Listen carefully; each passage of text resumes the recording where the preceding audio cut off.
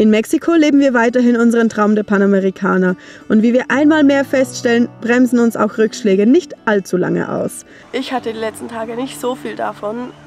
Mich hat es wieder mal hingelegt. Auch wenn wir uns wirklich wünschen, dass mal eine Woche einfach nur alles gut ist, sind wir dankbar für die schönen Momente, die wir erleben dürfen. Was für ein kleines Stückchen Paradies, was wir hier gefunden haben.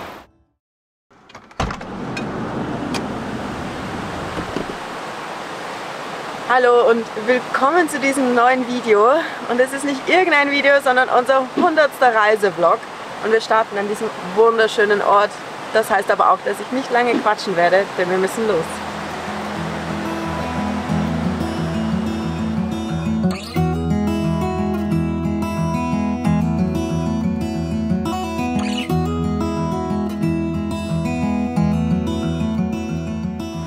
Diesen speziellen Ort hier kennt man als die Grutas Tolantongo und es ist ein ganzes Areal an Thermalquellen.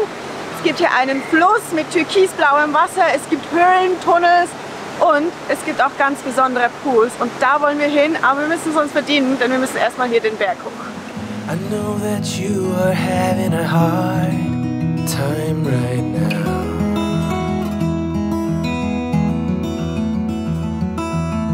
That everything Ganz schön anstrengend hier hochzulaufen, aber die Aussicht richtig schön. Ich glaube, wir brauchen noch ein Weilchen, also legen wir jetzt die Kamera auf die Seite und sehen uns gleich oben. I know that you feel all alone in this world, but you have to. Da läuft man alles hoch, da muss man wieder bergab gehen. Aber es sieht ganz lustig aus hier. Man merkt wirklich so dieses Resort-Feeling, das man hier hat. Hier ist nämlich auch eine große Hotelanlage. Und es riecht ein bisschen nach Chlor. Ich hoffe, das ist nur der natürliche Chlor in diesem Wasser drin und nicht, dass das eh so versetzt wird. Aber ja, wir sind schon ganz gespannt, wie das hier aussieht.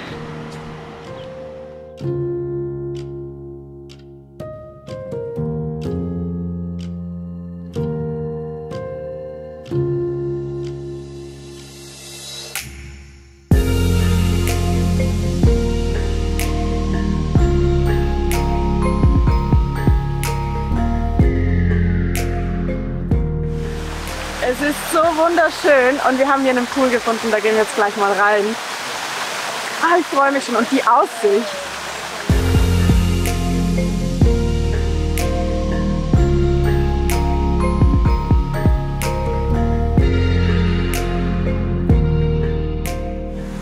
Das ist traumhaft. Es ist ganz schön warm, das Wasser. Ja, das ist gerade angenehm.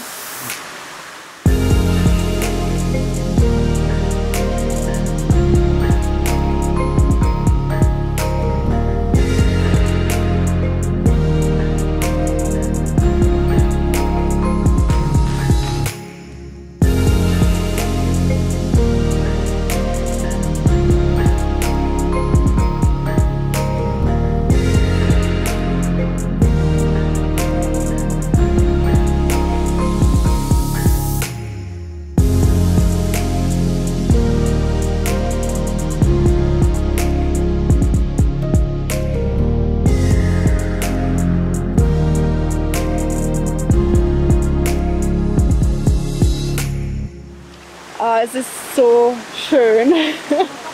Klar, wir sind nicht alleine, aber trotzdem, man findet immer so seinen Pool für sich, wo man sich so richtig entspannen kann. Und es tut Es sind so viele Pools. Also es sind wirklich viele. Ja. Und ich glaube jetzt nicht, dass die natürlich sind. Ich glaube schon, dass das angelegt wurde. Man sieht auch immer wieder so Mauern, aber auch so. Also es ist wirklich sehr schön gemacht.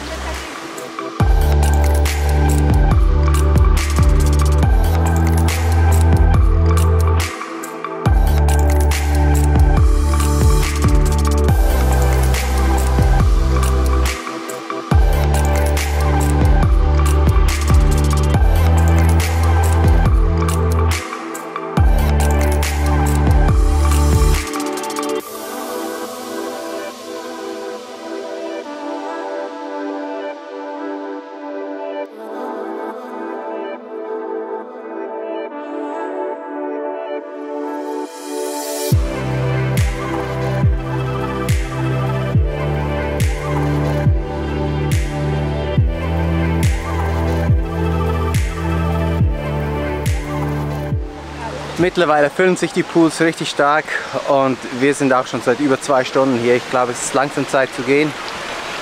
Ja, ich muss schon ehrlich sagen, das war richtig cool hier. Also ich hab gedacht, es sei viel touristischer. Also nicht, dass es nicht touristisch ist, aber wir haben schon Plätze in Mexiko gehabt, die waren noch viel touristischer. Aber hier ist richtig gut. Naja, also wir sehen uns gleich beim Wagen. Immer wenn wir so beim Wasser sind, kriege ich so einen Hunger und ich habe immer Lust auf Joghurt. Ich weiß nicht, woher das kommt, aber wir haben vorgesorgt, es gibt jetzt Joghurt mit Erdbeeren, die wir letztens gekauft haben. Ich freue mich schon richtig.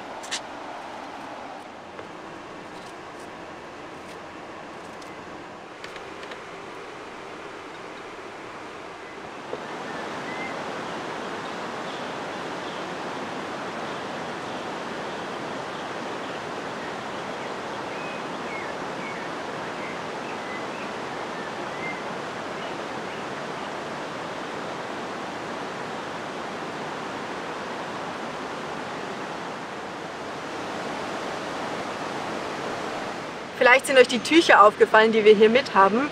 Wir reisen nämlich seit knapp 2 Jahren bereits mit den Reisehandtüchern von Valleys and Hills und wir sind heute noch so begeistert wie am ersten Tag, denn sie fühlen sich immer noch genau gleich gut an. Und jetzt haben wir auch noch das Strandtuch in der neuen Farbe Rusty Red mit und auch noch einmal in Navy Blue. Und ja, an einem Ort wie hier, wo man sich auch draußen mal gemütlich machen will, sind die einfach perfekt.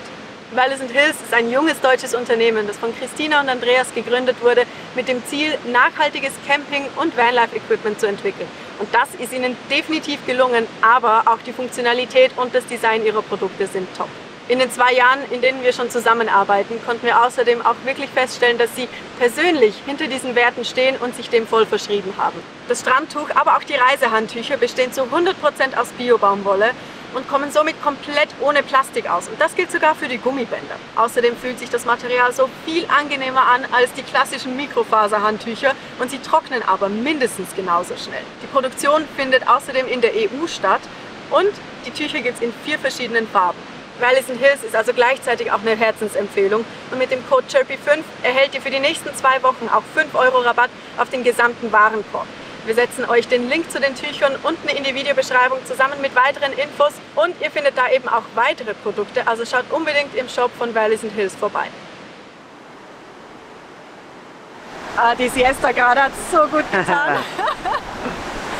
Ja, Wasser macht müde. Ja, und Essen auch. Ja, genau. Aber wir haben ja heute früh schon gesagt, dass hier noch mehr zu sehen gibt, also machen wir uns jetzt auf. Wir gehen flussaufwärts, denn da sind die Grotten und auch ein Tunnel wohl. Auf jeden Fall ist da der Ursprung des ganzen Wassers, das hier in diesem Areal zu finden ist und auch verwendet wird. Das Wasser kommt aus einem Fels raus oder eben der Höhle, die da vorhanden ist und spült dabei auch Mineralien raus und das macht eben die Farbe aus. Also da sind Schwefel, Magnesium. Er feiert den Fluss genauso. Schwefel, Magnesium, Calcium und weitere Mineralien. Vielleicht ist es ihm zu warm. Vielleicht, weil das Wasser hat 36 bis 38 Grad, vor allem eben an den oberen Stellen. Und je weiter runter man kommt, desto kühler wird es. Bei uns, wo wir stehen, ist es angenehm kühl. Hier ist es ein bisschen wärmer. Vielleicht schreit er deswegen so. Ja, aber ich würde sagen, wir machen uns auf den Weg. Wir gehen da hoch. Ich bringe die Kamera zurück. Stimmt. Das Wasser kommt da nämlich wohl nicht nur von unten, sondern auch von oben. Darum haben wir auch die hier mit. Wir werden mit der GoPro aufnehmen. Das Handy tue ich zur Sicherheit noch in den Ziploc-Beutel. Ich traue dem noch nicht so. Genau. Aber ja, ich bin gespannt, was da auf uns wartet.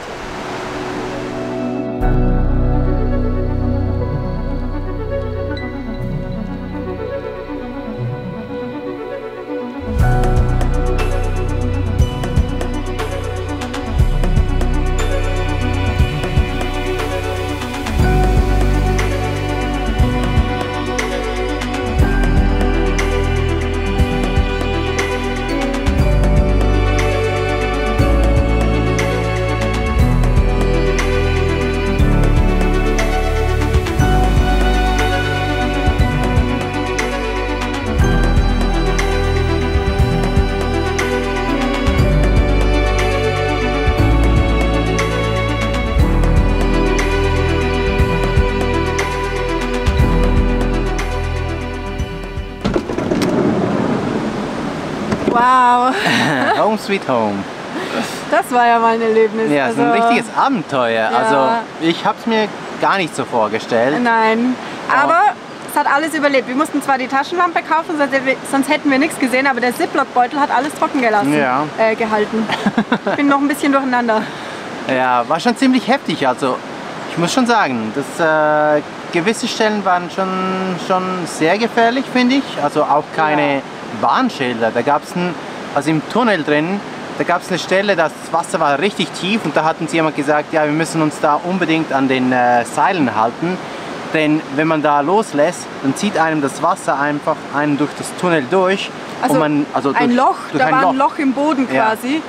Und da fällt man eigentlich in die untere Ebene raus. In die Höhle, wo wir drin waren. Okay. Also das, ja, wir haben uns da nicht mehr durchgetraut. Nee. Wir haben da umgedreht. Aber trotzdem, es war richtig interessant. Ja. Also ich habe das noch nie so erlebt, dass man sich so frei bewegen konnte in einer Höhle. Also, sehr besonders. Ja. Wahrscheinlich gibt es darum auch so viele Leute, aber wir haben gehört, dass am Wochenende noch viel mehr los sein soll. Ich glaube, wir sollten froh sein um das. Und ja, wir wollten sie auch sehen, also wir waren auch da. Genau. Es hat sich auf jeden Fall gelohnt. Ja. Aber ich habe jetzt auch wieder Hunger. Ich auch. Ich muss schon wieder was essen. Was essen und dann die Pools hier draußen warten auch noch auf uns.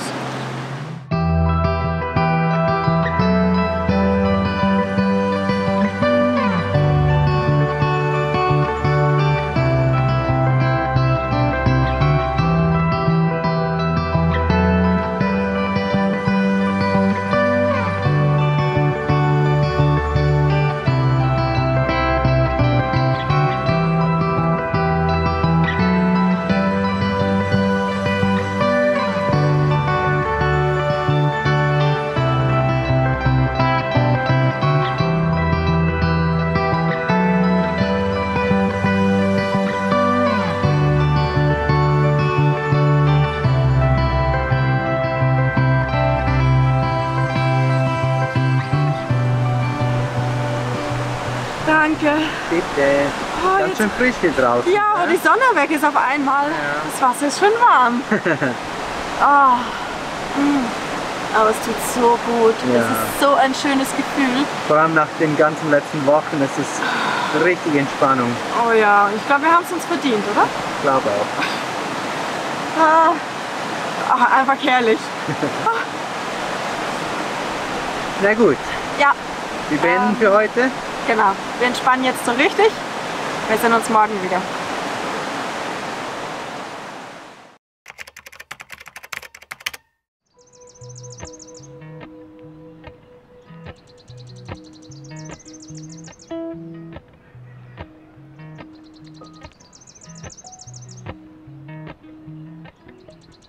Gestern sind wir noch aus dem Areal rausgefahren und haben hier an diesem Platz mit Aussicht übernachtet. War ganz ruhig und ja, wir sind froh drum, denn wir sehen, wie viele Busse da schon wieder reinfahren.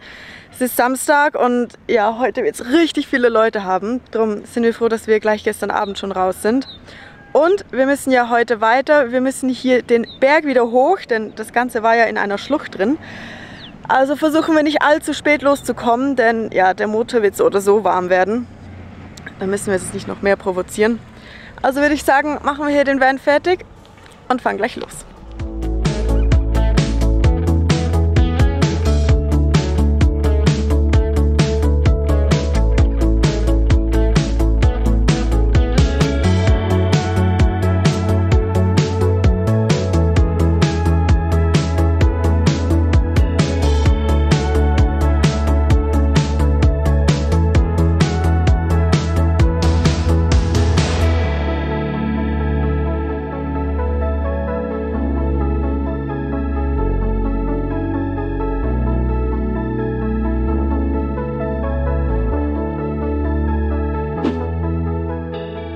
Was für ein langer Fahrtag heute.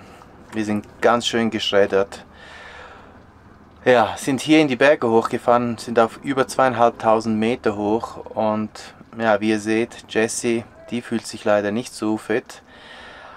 Ja, keine Ahnung, ob es wegen der Höhe ist oder halt einfach sonst unwohl. Naja, mal schauen, wie das weitergeht. Auf jeden Fall sind wir hier nicht alleine, sondern wir sind mit Cinzia und Töme hier. Die habt ihr wahrscheinlich kurz in der Einblendung gesehen. Mit ihnen werden wir hier ein paar Tage die Gegend erkundschaften und dann mal schauen, wie es weitergeht. Oder? Ja. Ja. Mal sehen, wie viel. Ah, nee, ich bleib gesund. Ja, genau. Naja, wir legen jetzt die Kamera auf die Seite und dann sehen wir uns, wenn es weitergeht.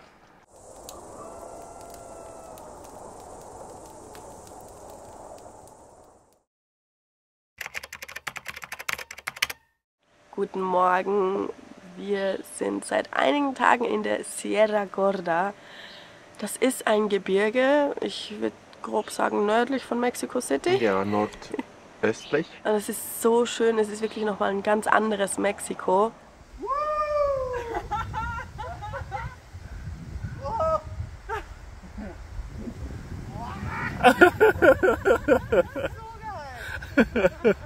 Allerdings hört man es vielleicht an meiner Stimme.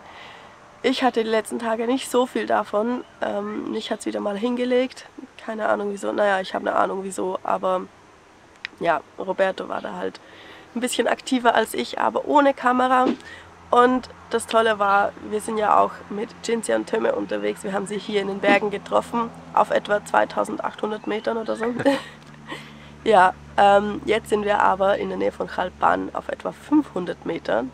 Wir sind also von 2800 auf 500 runtergefahren. Das war ein ganz schönes Ding. Aber auch hier ist es wunderschön. Nur entsprechend auch ein bisschen tropischer wieder. Es ist richtig warm. Wir hatten mindestens 28 Grad diese Nacht. Ja, aber trotzdem ist es wunderschön. Wir stehen hier auf einem wunderschönen Platz. Das zeigen wir euch später gleich mehr. Jetzt gibt es erstmal Frühstück und Kaffee und ja, wir starten erstmal in den Tag.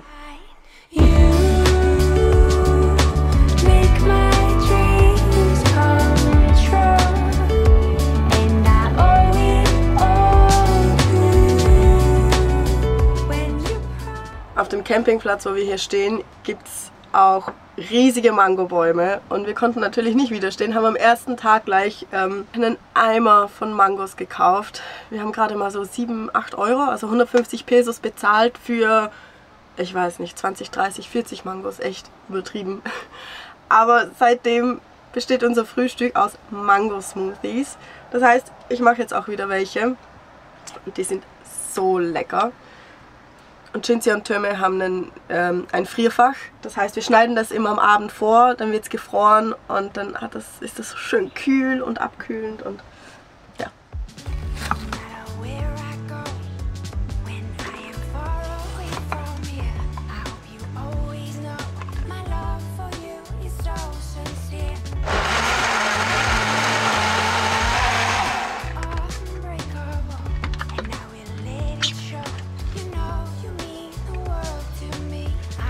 Morgen ist fertig.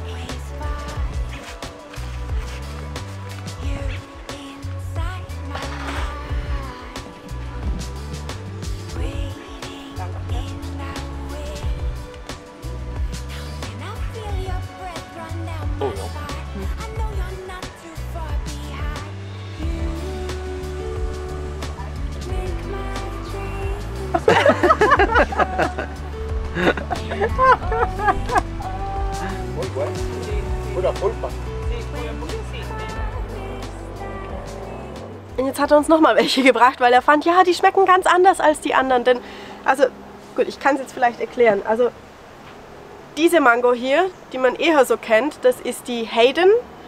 Und das hier ist eine Manila. Und die ist ein bisschen süßlicher, hat einen kleineren Kern, mehr Fruchtfleisch anteilmäßig. Und im Laden kriegt man auch noch oft die Ataulfo, oder so heißt die.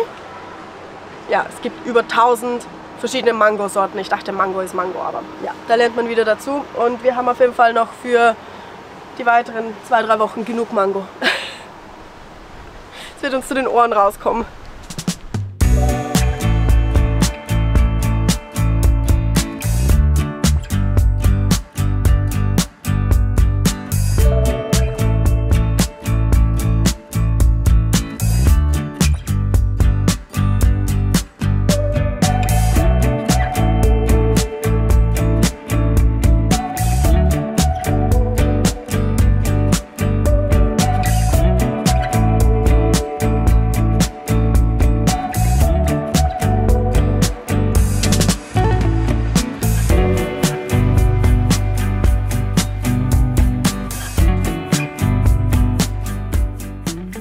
Mit der langen Stange kann er die Mangos von den Bäumen runterholen. Und für einige ist einfach auch die Stange zu kurz. Deshalb klettert er da hoch. Das sieht richtig gefährlich aus, aber er meint, ja, das passt schon. Ist ein bisschen gefährlich, aber das geht schon. Ist wohl geübt. Er hat mir erzählt, dass er täglich während dieser Saison 300 Mangos von den Bäumen hält. Jeden Tag. Das ist, ja, wow, richtig viel.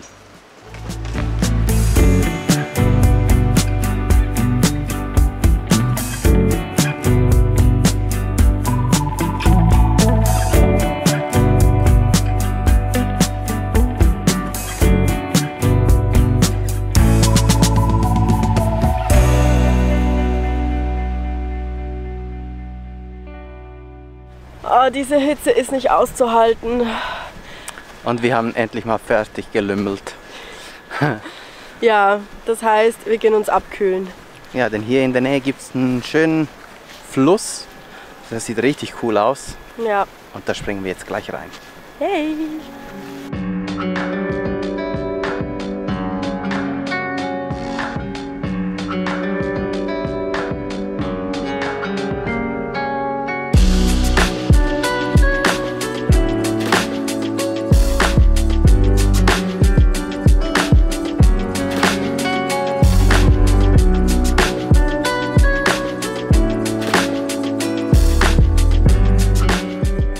Wahnsinnig.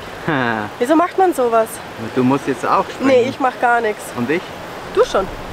Ja, mal schauen. Du schon, du kannst das. Du bist nicht so ein Schisser wie ich. Das türkise Wasser ruft. Okay. Herrlich!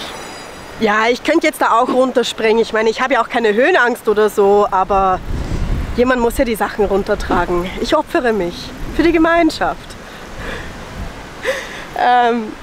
Ja, da unten habe ich Stufen gesehen. Ich glaube, das ist eher was für mich.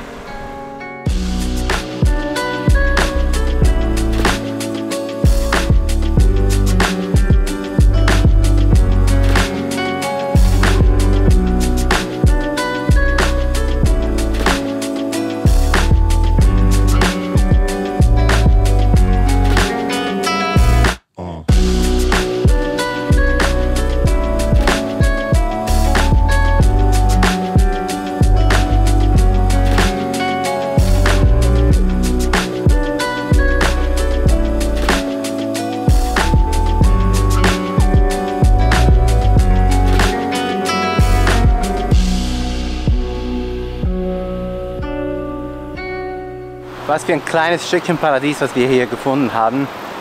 Unglaublich, so ein sauberes Wasser, so ein Fluss.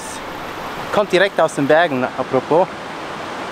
Ja, ich würde sagen, wir legen die Kamera jetzt auf die Seite, springen noch einmal rein und genießen hier noch ein paar Stunden.